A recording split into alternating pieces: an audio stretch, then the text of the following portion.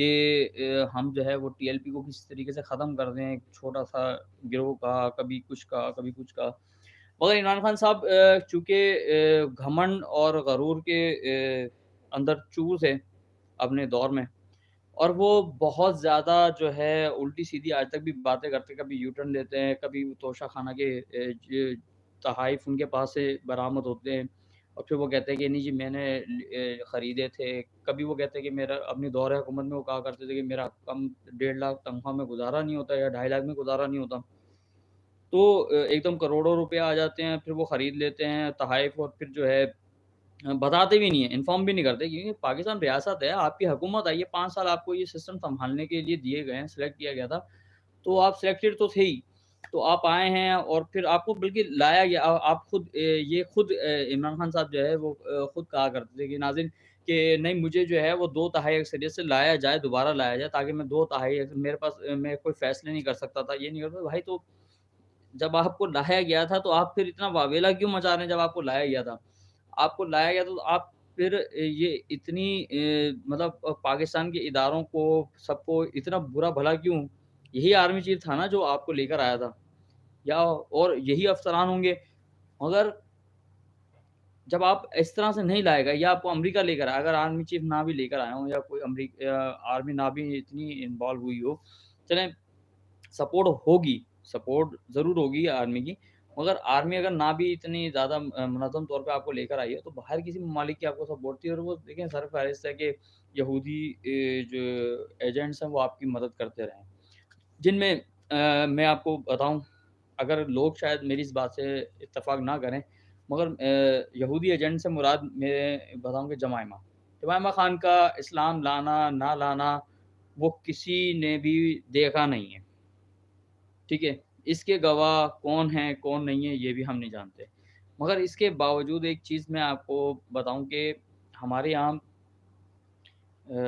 جب کہتے ہیں کہ یار ایک بندے نے کلمہ پڑھ لیا تو وہ ٹھیک ہے مسلمان ہو گیا، اگر چاہے ہمارے سامنے تو پڑھا جائے، میں اس چیز کا گواہ نہیں ہوں، نہ میں نے ان کے منہ سے کلمہ سنا ہے۔ کہا حدیث پاک کا ایک مفہوم ہے کہ کوئی تمہارے سامنے لا الہ الا اللہ محمد رسول اللہ اگر پڑھ لیتا ہے تو اس کو مطلب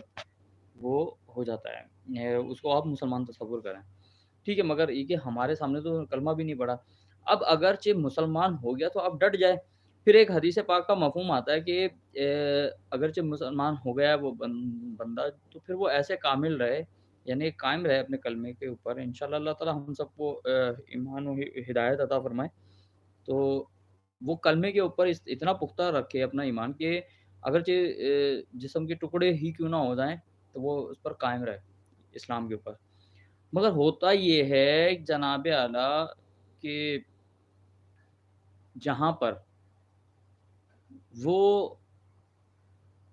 علیحدگی کے بعد یا طلاق کے بعد، طلاق تو خیر آپ نے بھی نہیں، ہم نے کسی نے بھی نہیں دیکھی، جب وہ ساری چیزیں ہو جاتی ہیں وہ واپس آتی ہیں تو وہ پھر وہ یہودیوں والا طریقہ کار لے کر اور وہ ساتھ چل رہی ہوتی ہیں۔ اب اگر اس طرح سے زندگی گزارنی تھی، اب آپ وہ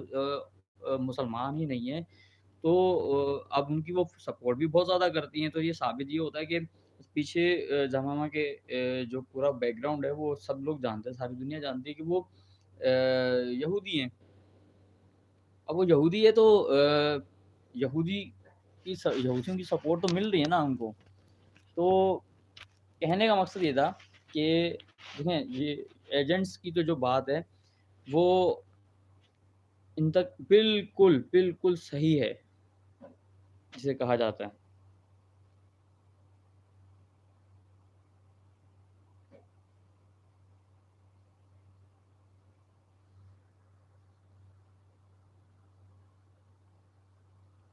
تو اچھا اس میں یہ کہ اب انتخابات میں انہوں نے حصہ لیا، تو اب اس میں یہ جو ہے اب یہ دوسروں کو مطلب امریکی غلام اور امریکہ کا بہت یعنی عجیب عجیب القابات انہوں نے نوازا ہے۔ تو جناب سین یہ ہے کہ اب انہوں نے اپنے آپ کو بہت صاف ستھرا اور مومن بنا کر پیش کرنے کی کوشش کی ہے، تو جو کہ بالکل بالکل نہیں لگتا کہ مطلب جو ہے ایک اچھی چیز تھی، یا وہ ایک بالکل علیحدہ انہوں نے اپنے آپ کو رکھا۔